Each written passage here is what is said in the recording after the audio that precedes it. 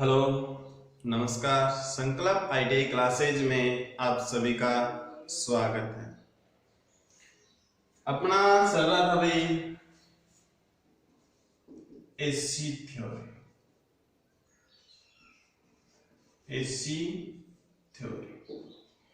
इससे पहले वाले टॉपिक के अंदर अपन ने पढ़ा था पावर फैक्टर। क्या पढ़ा था भाई? पावर फैक्टर के बारे में पढ़ा था, जिसके बारे में अपन ने गहनता से अध्ययन किया। आज का जो नया टॉपिक हमारे पास है वो है पावर फैक्टर ऑफ वैल्यू, यानी कि value of power factor. Value of power factor यानी कि पावर फैक्टर यानी शक्ति गुणांक का मान है वो किस प्रकार से निकालते हैं। शक्ति गुणक का मान,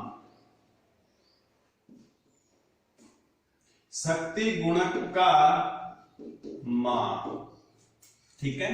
तो आज की जो नई हेडिंग है वो डालो भाई आप, शक्ति गुणक का मान, यानी कि शक्ति गुणक का मान किस प्रकार से निकालते हैं। तो शक्ति गुणक है, इसमें फर्स्ट लाइन लिखो, शक्ति गुणक का मान, शक्ति गुणक का मान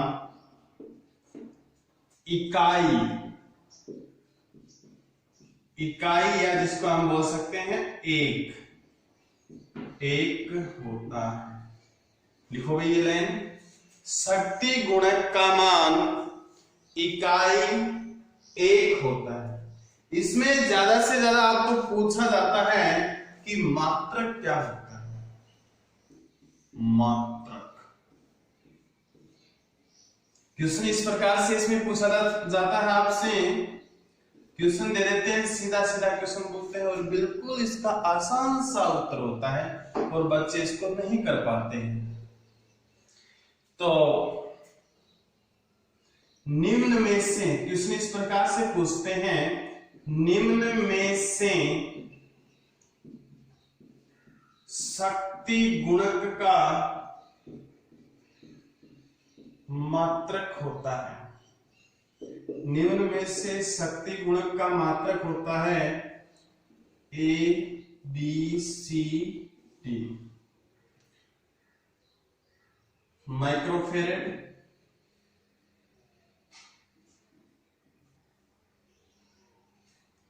वाट, वोल्ट, इनमें से कोई नहीं। ये चार ऑप्शन दिए होते हुए क्वेश्चन होता है हमारा, निम्न में से शक्ति गुणक का मान होता है। ए नंबर ऑप्शन है माइक्रोफेरेड, नंबर 2 है वाट, 3 है वोल्ट, इनमें से कोई नहीं। हमें पता है भाई ये होता है कैपेसिटेंस का, धारिता का। ये किसका होता है हमारे पास? धारिता का होता है। पावर हमें पता है भाई किसका, वाट किसका होता है? पावर का होता है। वोल्ट किसका होता है? वोल्टेज का होता है। तो कई बच्चे तो ज्यादा दिमाग दौड़ाने लग जाते हैं कि पी पावर है, शक्ति है, शक्ति है तो जाहिर सा यही हो, लेकिन ये नहीं होता है। इसमें शक्ति नहीं पूछी है, इसमें क्या पूछा है? शक्ति गुणक पूछा है। क्या पूछा गया इसके अंदर? शक्ति गुणक पूछा गया है। तो सही आंसर हो जाएगा इसका कि मात्रक इसका क्या होता है? यह होती है मात्रकहीन। शक्ति गुणक क्या होता है? मात्रकहीन होता है। तो इसमें से कोई सा मात्रक नहीं है ना, तो इसका सही आंसर हो जाएगा डी, इनमें से कोई नहीं। तो शक्ति गुणक का अगर आपको मात्रक पूछा जाए तो ये क्या होगा? मात्रकहीन होगा, ठीक है। उतार लो इसको। मात्रक क्या है इसका? मात्रकहीन होता है। अब नोट लगाकर इसमें एक बात को लिखो, प्रेरक युक्त परिपथ में, प्रेरक यानी कि जो हमारे पास इंडक्टर होते हैं, इंडक्टर, ठीक है, इंडक्टर। जिसको बोलते हैं प्रेरक, ठीक है। और इंडक्टर किस प्रकार से होते हैं, ये इंडक्टर आपके पास, ठीक है। तो इसमें लिखो प्रेरक युक्त परिपथ में, प्रेरक युक्त परिपथ में शक्ति गुणक का मान 1 से कम होता है। शक्ति गुणक का मान कितना होता है दोस्तों, 1 से कम होता है। शक्ति गुणक का मान कितना होता है, 1 से कम होता है। अब हम पढ़ेंगे शक्ति गुणक के प्रकार, टाइप ऑफ पावर फैक्टर। शक्ति गुणक के प्रकार, शक्ति गुणक हमारे पास 3 प्रकार का होता है। एक तो इकाई होता है, एक में कैपेसिटिव रिएक्टेंस ज्यादा होता है, एक में इंडक्टिव रिएक्टेंस ज्यादा होता है। तो नेक्स्ट जो हेडिंग हमारे पास वो है शक्ति गुणक के प्रकार। शक्ति गुणक के प्रकार। शक्ति गुणक के हमारे पास कितने प्रकार हैं दोस्तों, शक्ति गुणक के 3 प्रकार होते हैं। इकाई होता है, अग्रगामी होता है और पश्चगामी होता है। 1 होता है, 2, 3।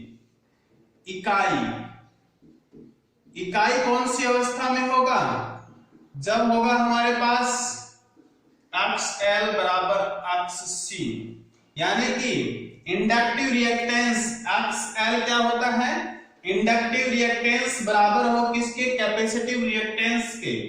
अगर प्रेरणीय प्रतिघात बराबर होता है धारितीय प्रतिघात के, ठीक है। तो इनका जो न्यूमेरिकल सिस्टम नाम जो होता है वो हमेशा हमें याद रखना चाहिए, ठीक है, हमेशा हमें याद रखना चाहिए। सेकंड होता है इसमें XL बराबर XC होता है, इसमें क्या हो जाता है, XC बड़ा होता है XLC।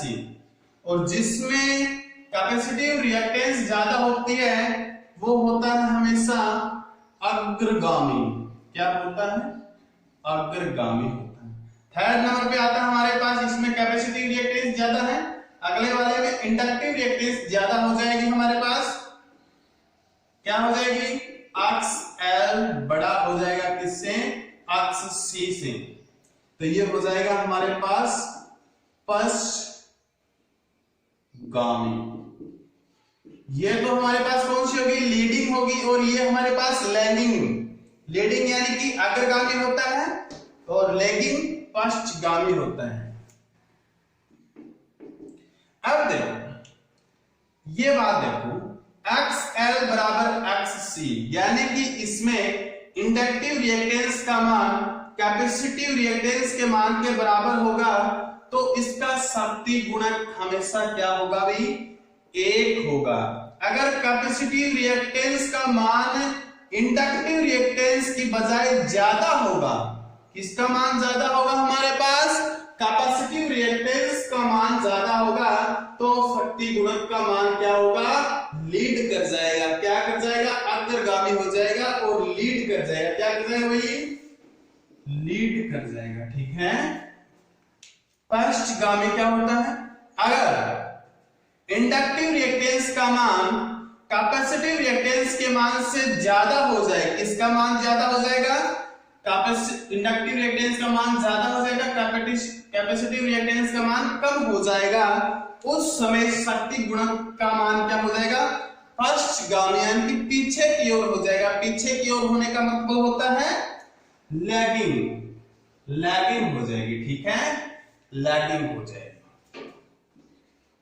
लैगिंग, लैगिंग, ठीक है। और ये क्या हो जाएगी, लीडिंग हो जाएगी, लीड हो जाएगी, ठीक है। तो इन तीनों प्रकारों को लिखो। अब हम इन तीनों प्रकारों का एक एक करके अध्ययन करेंगे। वैसे तो आपको बता दिया केवल लिखवाना बाकी बचा है, तो लिखो शक्ति गुणक के प्रकार, इन तीनों प्रकारों को लिखो, अर्थात लगा के इनके जो न्यूमेरिकल सिस्टम है ये इनको उतारो।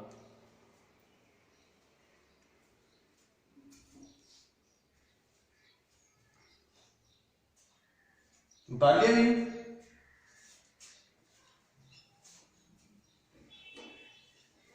थोड़ा जल्दी उतारना भी।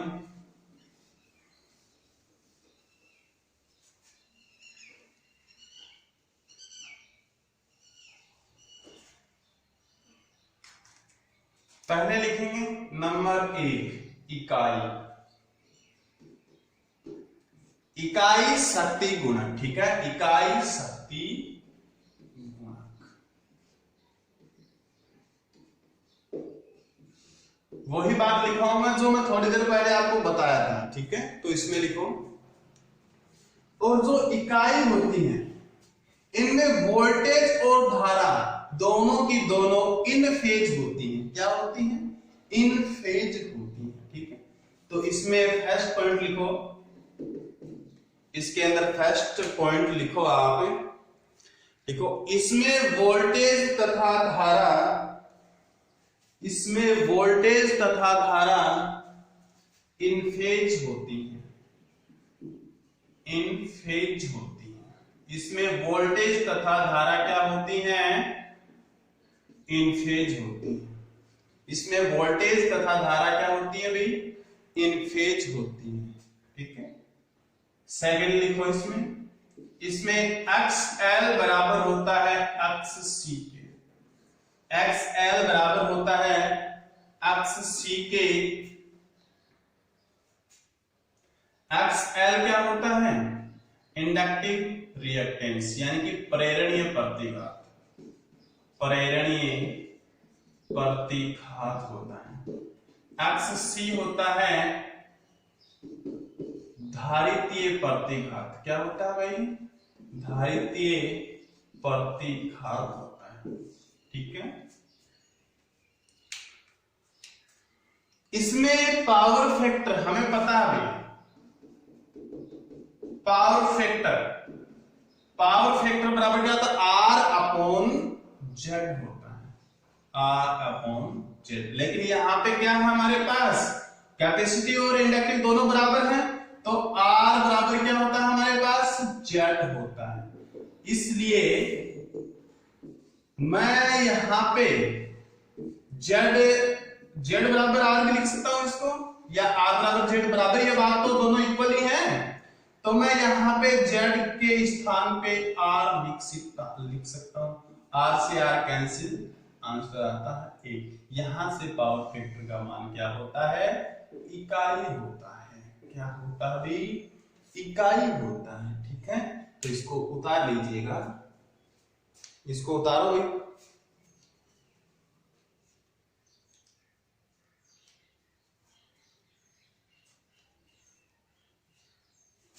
नेक्स्ट हमारे पास जो 2 नंबर है उसके बारे में लिखो। अब अग्रगामी,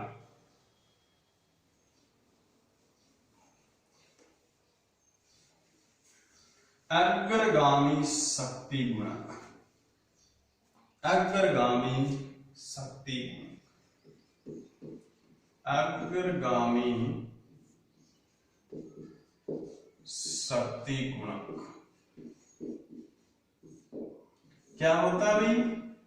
अग्रगामी शक्ति गुणक होता है। देखो सीधी सी बात है, इसमें होता है XC बड़ा XL से। ये लिखो पहला पॉइंट, अर्थात लगा के लिखो, इसमें लिखो, इसमें धारितीय प्रतिघात का मान, इसमें धारितीय प्रतिघात का मान प्रेरणीय प्रतिघात से अधिक होता है, ठीक है। तो कैपेसिटी रिएक्टेंस का मान क्या होता है? इंडक्टिव रिएक्टेंस से ज्यादा होता है, ठीक है। नंबर 3 है हमारे पास, जो है वो है पश्चगामी शक्ति गुणक। 3 कौन सी हमारे पास? पश्चगामी शक्ति गुणक, पश्चगामी शक्ति गुणक। देखो पश्चगामी जो शक्ति गुणक होती है वो होती है XL बड़ा होता है XC से। फर्स्ट पॉइंट ये लिखो इसमें, और इसमें अर्थात लगा के लिखो,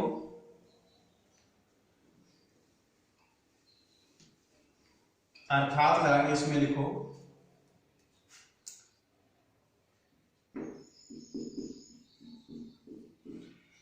इसमें प्रेरणीय प्रतिघात का मान, इसमें प्रेरणीय प्रतिघात का मान धारितीय प्रतिघात के मान से, धारितीय प्रतिघात के मान से अधिक होता है, अधिक होता है।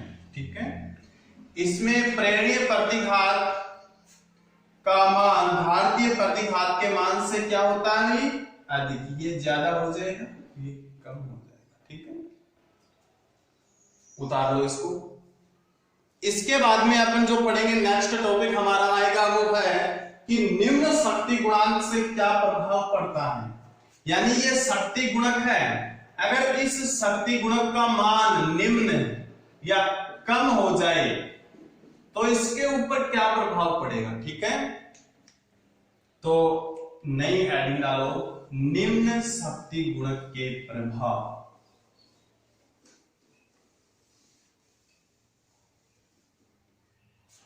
नई हेडिंग है बच्चों हमारे पास, बिल्कुल इजी सा टॉपिक लेके आए हैं आज अपन, निम्न शक्ति गुणक के प्रभाव। निम्न शक्ति गुणक के प्रभाव। देखो इसमें ज्यादातर दो ही प्रभाव ज्यादा पूछे जाते हैं मोस्टली। एक तो इसमें अगर शक्ति गुणक का मान कम हो जाएगा तो ताम्र क्षति जो कॉपर लॉसेस है वो बढ़ जाता है। दूसरा है इसमें वोल्टेज रेगुलेशन नहीं हो पाता है, या वोल्टेज रेगुलेशन जो होता है उसका मान जो है वो बढ़ जाता है। क्या है, दो बातें हैं हमारे पास, एक तो इसका वोल्टेज रेगुलेशन बढ़ जाता है और दूसरा क्या हो जाता है, इसके अंदर जो हमारे पास जितने भी उपकरण होते हैं उनमें ताम्र क्षति जो होती है उस ताम्र क्षति का मान बढ़ जाता है। ठीक है, और ताम्र क्षति हमारे पास जो नाम आएगा वो ताम्र क्षति होती क्या है, होती क्या है ताम्र क्षति। इस ताम्र क्षति के बारे में वैसे तो अपन ट्रांसफॉर्मर जब पढ़ेंगे उस वक्त ज्यादा से ज्यादा क्या करेंगे, अध्ययन करेंगे। क्या करेंगे, अध्ययन। तो देखो ताम्र शक्ति क्या होती है, जो वाइंडिंग्स होती है हमारी, क्या होती है, वाइंडिंग होती है। ये हमारे के पास क्या है, वाइंडिंग है। ठीक है, इस वाइंडिंग में जब हम किसको प्रवाहित कर रहे हैं, विद्युत धारा को प्रवाहित कर रहे हैं, तो उस विद्युत धारा को प्रवाहित करने के कारण जो इसमें विरोध उत्पन्न होता है, जो क्या होता है, इसमें विरोध उत्पन्न होता है, उस विरोध के कारण जो लॉस होता है वो होता है कॉपर लॉसेस, यानी कि ताम्र क्षति होती है। वो लॉस क्या होता है, कॉपर लॉस होता है। आई बात समझ लो। तो इसके जो दो कारण हैं वो देखो, और जो ये वोल्टेज रेगुलेशन अपन ने नाम लिया था इसकी संक्षिप्त जानकारी हम लेंगे ट्रांसफॉर्मर के चैप्टर में, क्योंकि ये ट्रांसफॉर्मर से संबंधित है। जिस प्रकार से देखो वोल्टेज रेगुलेशन होना जरूरी है, अगर कम हो जाएगा तो भी दिक्कत, अगर वोल्टेज रेगुलेशन बढ़ जाता है तो भी हमारे दिक्कत है। वोल्टेज रेगुलेशन मान हमेशा नियत और नियत होना चाहिए। ठीक है, देखो वोल्टेज रेगुलेशन क्या होती है, हमारे पास मान लो कोई भी एक अपन मशीनरी ले लेते हैं, जिस प्रकार से हमने ले लिया क्या भी, ग्राइंडर, ग्राइंडिंग मशीन ले ली जिसको बोलते हैं मिक्सचर, जिसमें हम मसाले वगैरह वगैरह पीसते हैं। ये होता है भाई शक्ति। उसको चलाने के लिए, मशीन को चलाने के लिए या मसाले जो रहते हैं अपने पास, उन मसालों को पीसने के लिए हमें शक्ति की जरूरत होती है। उसको पीसने के लिए किसकी जरूरत होती है, शक्ति की जरूरत होती है। और शक्ति हमें पता है दो कंपोनेंट से मिलकर बनी होती है, कौन सी है, उत्पाद V इंटू आई। शक्ति बराबर क्या होता है, P बराबर VI होता है, तो V और I से मिलकर बना होता है।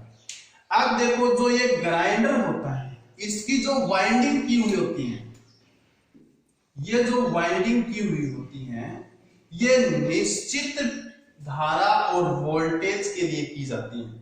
अगर इसके अंदर वोल्टेज का मान बढ़ जाए तो भी पावर का मान क्या हो जाएगा, ज्यादा हो जाएगा और ये जल सकती है। अगर वोल्टेज का मान कम हो जाएगा तो पावर का मान क्या हो जाएगा भी, कम हो जाएगा और इसकी शक्ति क्या हो जाएगी, कम हो जाएगी, जिससे मसालों को पीसने में क्या होती है, दिक्कत होती है। अगर हमारे पास शक्ति फिर कम होगी तो धारा का मान बढ़ने लगेगा। किसका मान बढ़ने लगेगा, धारा का मान। धारा जब हमारे पास शक्ति कम हो, ये वोल्टेज कम होगी, जब वोल्टेज कम हो जाएगी तो शक्ति यानी कि धारा, शक्ति है ये धारा को खींचेगी और धारा को खींचेगी तो हमारी वाइंडिंग चल सकती है। ठीक है, ये होता है वोल्टेज रेगुलेशन ना होने पर, सही वोल्टेज रेगुलेशन ना होने पर। इसीलिए हमें वोल्टेज रेगुलेशन का मान सदैव सही रखना चाहिए। ठीक है, और इसके बारे में पढ़ेंगे कि इसका मान सही कैसे रखते हैं। तो निम्न शक्ति गुणक के प्रभाव में नंबर 1 प्रभाव आप लिखो, शक्ति गुणक का मान कम होने पर, शक्ति गुणक थोड़ी देर पहले मैंने आपको समझाया था P बराबर VI से, शक्ति गुणक का मान कम होने से धारा बढ़ेगी। शक्ति गुणक का मान कम होने से धारा बढ़ेगी, जिससे ताम्र क्षति बढ़ेगी, जिससे ताम्र क्षति कॉपर लॉसेस बढ़ेगा और उपकरण की दक्षता घट जाएगी, और उपकरण की दक्षता इफिशियंसी जो होती है वो क्या होती है भाई, घट जाती है। ठीक है, इफिशियंसी घट जाती है। नंबर 2 पॉइंट है, इसमें लिखो आप, निम्न शक्ति गुणक से, निम्न शक्ति गुणक से अल्टरनेटर, निम्न शक्ति गुणक से अल्टरनेटर ट्रांसफॉर्मर का वोल्टेज नियमन, का वोल्टेज नियमन बढ़ जाता है, का वोल्टेज नियमन बढ़ जाता है। वोल्टेज नियमन यानी कि वोल्टेज रेगुलेशन बढ़ जाता है। ठीक है, नेक्स्ट जो हेडिंग हमारे पास है वो है शक्ति गुणक का मान बढ़ाने की विधियां, शक्ति गुणक का मान बढ़ाने की विधियां। शक्ति गुणक का मान बढ़ाने की विधि, यानी कि जो शक्ति गुणक हमारे पास निम्न हो गया है उसको सही कैसे करें, उसको सही लाइन में कैसे लाएं। तो जैसे भी हमारे पास कोई भी लोड होता है, जैसे मानो कि हमारे पास ये लोड है, ठीक है, इसका शक्ति गुणक पावर फैक्टर क्या हो गया, कम हो गया। अगर पावर फैक्टर को सुधारेंगे तो इसके समांतर क्रम में क्या जोड़ देंगे अपन, क्या जोड़ देंगे भाई, इसके समांतर क्रम में कैपेसिटर जोड़ देंगे, संधारित्र जोड़ देंगे। ठीक है, तो वोल्टेज रेगुलेशन का मान है वो बढ़ने लगेगा। ठीक है, वोल्टेज, या फिर इसको नहीं जोड़ेंगे तो अति उत्तेजित तुल्यकालिक मोटर यहां पे जोड़ देंगे। क्या जोड़ देंगे कैपेसिटर के स्थान पे, अति चालित तुल्यकालिक मोटर या अति उत्तेजित तुल्यकालिक मोटर अगर यहां जोड़ देंगे तो क्या हो जाएगा, हमारे पास पावर फैक्टर का मान सही हो जाएगा, पावर फैक्टर का मान निम्न से उच्च होने लगेगा। आई बात समझ में? तो ये दोनों पॉइंट आप लिखो, यहां पे नंबर 1 लगा के लिखो, लिखो लोड के समांतर क्रम में, लोड के समांतर क्रम में संधारित्र को जोड़कर, संधारित्र को जोड़कर, ठीक है, यानी कि लोड है, लोड के समांतर क्रम में अगर हम संधारित्र या कैपेसिटर को लगाते हैं तो शक्ति गुणांक का जो मान है वो बढ़ जाता है। ठीक है, नंबर 2 में लिखो, नंबर 2 में लिखो, इसमें लिखो लाइन के समांतर, लाइन के समांतर, लाइन के समांतर में अति उत्तेजित, में अति उत्तेजित तुल्यकालिक मोटर संयोजित करके, तुल्यकालिक मोटर नाम लिख लेना भाई,